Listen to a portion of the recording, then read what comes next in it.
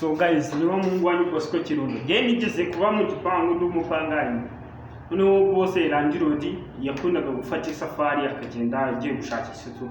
Yamaraga yigiye kinini. Noneho yaga yagiye umugore we yasigana kumusha mu gipangu we bana muvugisha ngo mwaramutse kandi ukabona nyine ntabwo yishimye akadukasa ku mazi bana tukagera iyo tujya kuvoma ku mugezi kandi amazi ari twaremeragije niyo twegati so reka tureke gushwana none tuzi byamubabaje randirodi yaje tukabona umugore yarindutse yishimye afite umutima mwiza ubagane wese ukabona bari guseka.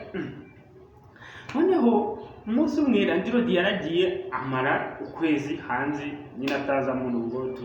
Noneho ndangije sister wanjye aza kunsura. Sister aje kunsura wa mugore ducakirana hehe gipangu ndi kwinjira na arangije aravuga ngo uzanye indaya mu gipangu cyane sinzi shaka kandi ikintu tuvuganye ahita ambira ayo magambo buri mukobwa nakarenga ntubwira ati siko yo ari mushiki wanjye uje kunsura no kunsura ntabwo byemewe oya ntabwo turabimenye ibyo murabikora indaya yawe ugiye kuba inzu yanjye ugiye kuyindura agasika.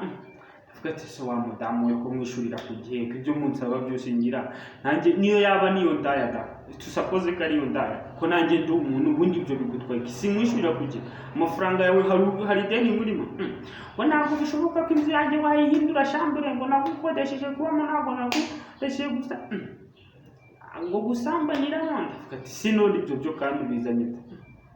Noneho ibyo birarangira ninjiza sister ku mbaraga nabwo byahatari.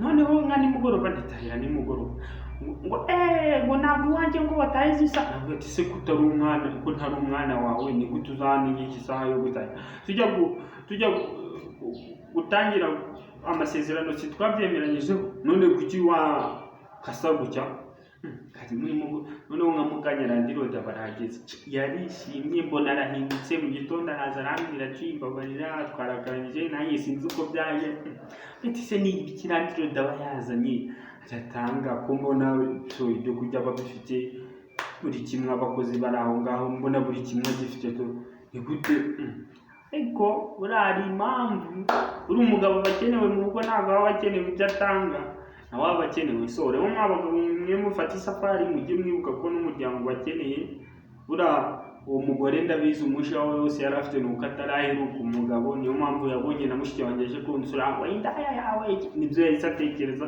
So ndabakunda ni bosco kirundo ukora subscribe and like mujye mumana comment ariko menya aho biri gupfira bikosore. So thank you so much.